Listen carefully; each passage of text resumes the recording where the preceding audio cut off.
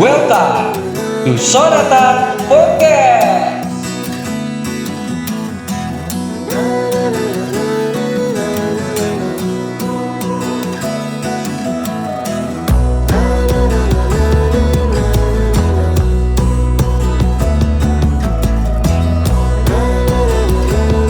Ibu Dr. Ahyani Laksanegara MKes, Iya. tapi Haris sering memanggilnya Ibu Ahyani. Iya, Ibu menjabat sebagai Kepala Dinas Kesehatan Kota Bandung. Sehat Ibu? alhamdulillah harus sehat. Harus sehat. Haris kan? Haris? Oh iya, saya nyapanya dari dulu Haris dia. Haris, Oh iya. oke. Sehat juga ya. Sehat juga alhamdulillah. Ya. Lagi sibuk apa Bu Ahyani sekarang? Lagi sibuk apa yang namanya juga Dinas Kesehatan ya? Tugasnya kan menyehatkan masyarakat Kota Bandung. Jadi lagi sibuk menyehatkan masyarakat Bandung. Terutama sekarang yang lagi fokus adalah penanganan pandemi COVID-19. Penanganan pandemi COVID-19 Bandung khususnya. Iya ya? benar. Bu, mau nanya juga nih, sudah hampir 1 tahun COVID-19 membersamai kita. Seperti apa tanggapannya nih Bu? Iya, jadi kan ini bencananya sedunia ya, bukan di Kota Bandung saja, bahkan sedunia. Nggak kenal negara maju, nggak kenal negara berkembang, semua kena. Mau Amerika, Inggris. Yang kedua virusnya juga baru. Jadi memang semua juga terus berupaya untuk mencari yang terbaik dalam penanggulangan ini supaya nggak cepat menyebar. Itu yang pertama, bahwa situasinya seperti itu. Yang kedua, pandemi ini belum berakhir. Apa buktinya? Buktinya setiap hari masih ketemu kasus positif. Betul. Di Kota Bandung pun demikian. Rata-rata misalnya 40 sampai 80 per hari, bisa dibayangkan. Kota Bandung saja. Untuk Kota Bandung saja. Kalau Indonesia bisa dilihat lah, setiap sore itu sampai 10.000, 9.000 ya. Artinya masyarakat harus paham bahwa kita masih menghadapi pandemi. Jadi kita semua sedang berjuang untuk menangani dan berjuang supaya tidak terjadi penyebaran. Nah Bu, untuk vaksin sendiri di Kota Bandung ini seperti apa? Vaksin ya, jadi dalam menangani penyakit terutama menular ya, kan ini kan kalau COVID-19 itu makanya riuh itu karena menular ya. Dan si virus ini dia punya dua sifat. Kenapa sih kok jadi orang jadi demikian hebohnya sedunia? Kan sama katanya kayak batuk pilek. Ternyata enggak, virus ini punya dua sifat yang membuat kita lebih hati-hati. Dia smart sama speednya, jadi dia mudah berubah dan dia cepat menyebarnya. Itu yang membuat kita menjadi harus terus berupaya dalam penanganan.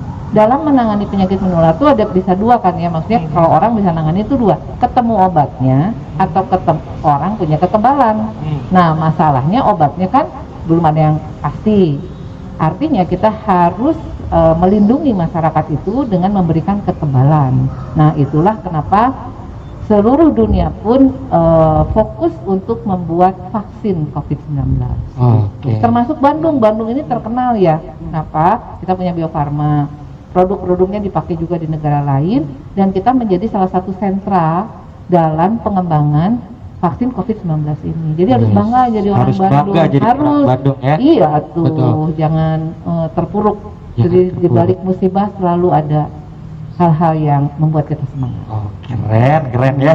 Bu, Iya. tapi kan sering banget orang tuh dengar kata-kata vaksin. Vaksin teh sebenarnya apa dan tujuannya apa sih di vaksin teh? Tujuannya ya, kalau vaksin itu kan sebetulnya dia tuh zat biologi dari si kumannya sendiri yang diproses secara sangat-sangat rumit dan hati-hati, dan para ilmuwan itu mencurahkan tenaga pikirannya, bisa nggak pulang berhari-hari di lab untuk mengembangkan vaksin itu. Yang diharapkan antigen itu kalau masuk ke tubuh orang sehat, si tubuh itu akan membuat antibodi, tentara-tentara yang spesifik buat melawan si virus itu. Kita tahu kalau lagi anak-anak balita ada imunisasi dasar gitu. Nanti Pak Haris juga ya, kalau punya anak jangan lupa imunisasi dasar lengkap ya. Betul. Misalnya disuntik DPT, difteri, pertusis, tetanus. Begitu dimasukkan antigen itu, tubuh si anak itu akan membuat tentara-tentara yang spesifik buat difteri, tentara A, buat pertusis. Jadi dia spesifik untuk itu. Nah itulah vaksin. Sama dengan COVID-19 juga. Kita berharap semua masyarakat itu memiliki antibodi atau tentara yang dapat melindungi dirinya bila ada virus masuk ke tubuh. Tuh, jadi sehat lah ya. Jadi lebih kebal sehat. berarti. Makanya vaksin mah untuk orang sehat, karena dia harus tubuhnya membuat antibodi. Oke. Kan namanya juga perlindungan, pencegahan, bukan pengobatan. Pengobatan. Iya. Ya, oke. Nah, Bu Ahyani hari juga mau nanya nih, untuk kelompok prioritas penerima vaksin ini seperti apa? Kan ada juga katanya kabarnya bahwa penerima vaksin tuh nanti menerima SMS blast. Itu seperti apa, betulkah atau tidak? Iya, kalau untuk sasaran di Indonesia ya ditetapkan di atas 18 tahun dan sehat. Itu penting karena vaksin untuk orang sehat.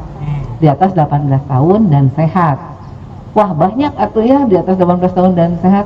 Iya, makanya dugaan perhitungannya oleh Kementerian Kesehatan itu sekitar 180,5 juta orang yang harus divaksin. Mengapa?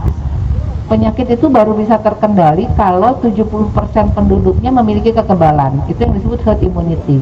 Jadi kalau misalnya kita ada berapa nih? 20 orang. 7, janganlah 20 ya. Hitungnya susah ya. 10 orang aja. 10 orang misalkan. Banyak tuh. Nggak mau susah ngitungnya. 10 orang 70%, artinya 7 orang yang memiliki kekebalan. 1, 2, 3. Ada virus nih datang, tak ke saya. Saya punya kekebalan, udah berhenti sampai di saya. Nggak kena tuh yang 3. Gitu. Jadi berangkat ke sana yang 7, dia berhenti lagi di situ nggak nularin. Jadi baru efektif bila 70% dari suatu populasi memiliki antibodi. Makanya kenapa menjadi suatu program nasional. Makanya Pak Presiden menjamin vaksin ini gratis. Mengapa? Karena harus dapat 70% dari penduduk itu tervaksinasi. Iya. Nah, tapi Bu Ahyani, untuk tempat sendiri dan kapannya ini seperti apa, tempatnya di mana dan mulai kapan? Iya, ini kan vaksinasi ini dirancang jangka waktunya panjang. Mengapa? Karena memang saya sampaikan juga kan tadi vaksinnya tuh baru. Jadi kan pabriknya, produsennya tuh tersebar di beberapa negara. Maka datang pun bertahap. Maka yang disuntik pun nanti bertahap sesuai pentahapan dan diharapkan sesuai petunjuk teknis yang sudah dikeluarkan tuh baru selesai di Maret 2022. Sonata FM Interactive and Music Station. Oke, kita lanjut lagi Bu Ahyani. Yuk. Jadi tadi Haris mungkin menanyakan mengenai kelompok prioritas penerima vaksin dan juga caranya. Katanya kan ada juga penerima vaksin ini dapat SMS blast. Gitu. Itu seperti apa tuh? Jadi karena tadi waktunya panjang kan sampai Maret 2022, maka dibagi pentahapan. Tahap ke-1 itu untuk sumber daya manusia kesehatan. Jadi semua yang bekerja di fasilitas kesehatan, bukan saja hanya dokter, perawat, bisa petugas gizi, petugas surveillance, atau administrasi dan sebagainya, seluruh SDM yang mendukung pelayanan kesehatan itu tahap 1. Nah, ini akan dimulai di Januari ini, nanti tahap 1 itu Januari sampai April. Januari sampai April. Iya. Nah, mengapa SDM kesehatan dulu? Lah ini yang lagi perangnya yang di depannya SDM kesehatan, mereka harus dilindungi lebih dahulu. Jadi di Januari sampai April tenaga kesehatan ditambah nanti setelah SDM kesehatan beres nih petugas pelayan publik seperti TNI, Polri yang berhubungan langsung dengan pelayanan masyarakat, karena mereka juga kan memberikan pelayanan kepada masyarakat. Kemudian nanti tahap berikutnya ada lansia, itu menunggu vaksin yang memang dapat dimanfaatkan untuk usia di atas 60. Kemudian tahap berikutnya lagi adalah masyarakat yang ditentukan oleh pemerintah pusat ya, secara geografis atau sosial mana duluan. Negara Indonesia kan luas banget ya. Nah, ini yang mau mana dulu nih yang paling beresiko. Dan yang tahap 4 sama juga ada bagi masyarakat umum yang akan ditentukan kemudian. Nah, tadi pertanyaannya itu teh daftar kemana kalau mau vaksinasi gitu ya. Kami saja pemerintah daerah itu tidak membuka pendaftaran. Pendaftarannya itu satu pintu ke pemerintah pusat supaya jadinya diatur dengan adil dan sesuai dengan tahapan tadi. Jadi nggak bisa misalnya Bu Ahyani puntennya abdipan sobatna Aris gitu ya. Tolonglah Haris langsung telepon Bu, tolonglah Harisnya gitu. Haris di payun gitu. Nggak bisa, semua masuk ke sistem yaitu SISDMK. Itu ada sistem kita daftar, nanti kan kemarin dibuka bagi nakes dulu. Daftar tuh tenaga kesehatan se-Indonesia, nama segala macam. Nanti dari data tersebut ada screening oleh pemerintah pusat. Ini benar umurnya, nggak ada penyakit dan sebagainya. yang menurut dia calon penerima vaksin di SMS ke nomor dia. Gitu ceritanya. Jadi kalau sudah daftar, kita nunggu nih pas SMS misalnya Ahyani Raksanagara dengan nik, pakai nik ya, dengan nomor induk kependudukan sekian menjadi salah satu calon penerima vaksin misalnya. Ada link di bawahnya yang harus saya isi bahwa saya bersedia. Kemudian itu semacam oke, saya bersedia akan hadir di fasilitas mana pada hari apa.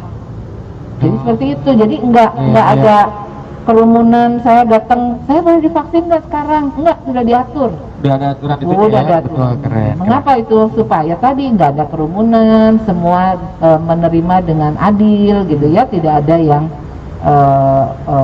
ruang-ruang untuk dimanfaatkan secara pribadi. Jadi ada standar pelayanannya juga ya ketika vaksin Ada. untuk menerapkan protokol kesehatannya. Oh iya, Betul kan? itu kan supaya dibatasi di fasilitas kesehatannya satu sesi tidak boleh lebih dari 20. Mengapa? Kesatu menjaga mutu vaksin, kedua tenaga kesehatannya juga supaya konsentrasi. Kebayang dong dia yang nyuntik terus orang berbondong-bondong kan ribut ya gitu ya. Terus yang berikutnya mengurangi kerumunan dan pelayanan lain harus jalan. Vaksinasi ini berbeda, dia nggak boleh misalnya satu fasilitas kesehatan tutup hanya untuk pelayanan vaksinasi, dia pelayanan harus jalan, vaksinasi harus jalan. Jadi sangat mohon bantuan dari masyarakat itu, kalau nanti misalnya pas gilirannya datanglah pada waktunya itu. Nah, jadi untuk vaksin sendiri ini punya standarnya ya tentang Iya, menerapkan punya standar protokol kesehatan, penerapannya, penerapannya. iya, betul. Jadi buat yang udah menerima jadwal juga harus langsung, jangan ditunda-tunda ya. Dia kan dia yang milih. Misalnya saya memilih mau di fasilitas A hari apa, sesi ke-1. Sesi ke-1 jam 9 sampai jam 11. Ya datanglah pada jam segitu.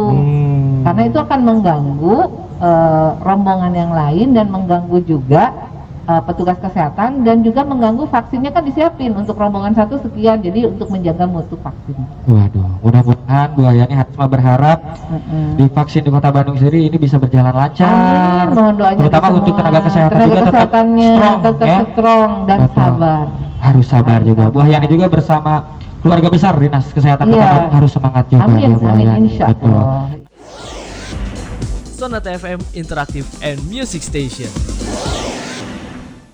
Nah, Bu Ahyani, berhubung tadi kita udah membahas vaksin di Kota Bandung, menegangkan Berat ya, ya. berat. Mungkin Pagi-pagi nih Oh, berat karena ini maksudnya podcast Sonata, di sini ada segmen pernik. Jadi pernik itu pertanyaan unik. Oke?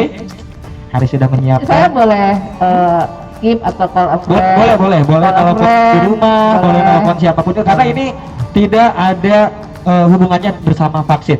Oh, nggak ada hubungannya. Ada hubungannya. Jadi tidak ada apa namanya pencemaran nama baik Tidak ya? ada, tidak ada. Atau pembunuhan karakter tidak ada, enggak? Oke. tidak ada. Pokoknya ini Tapi kayaknya kamu belum nyiapin pertanyaan. udah, ini masih segel di sini. Karena ini kan pernik namanya juga, pertanyaan unik.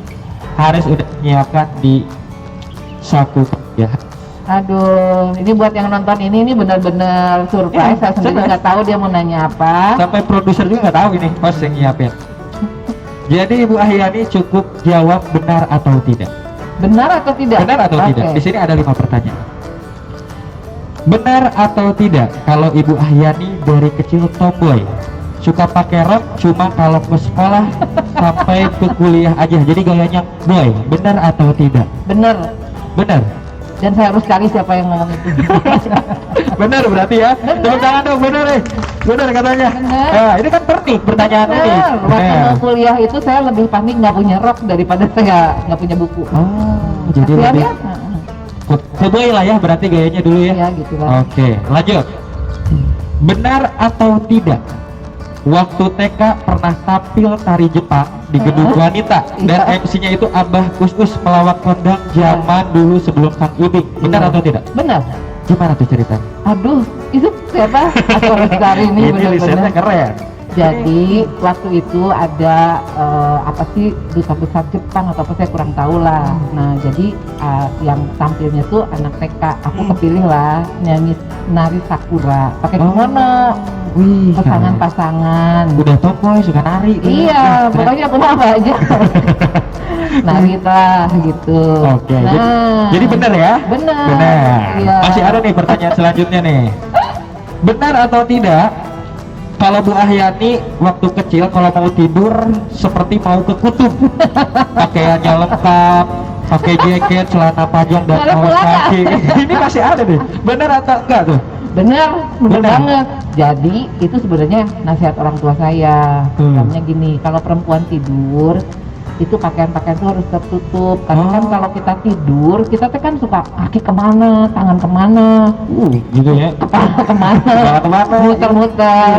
Di bagian tubuh kita yang tidak boleh dilihat orang lain terlihat. Jadi sebenarnya, dan saya mah orangnya kan baik ya, nurut sama orang tua teh. Jadi kalau mau tidur tidur emang pakai celana panjang, kaos kaki, rangkep-rangkep ya baju teh. Jadi nggak benar kayak mau ke kutub itu ya?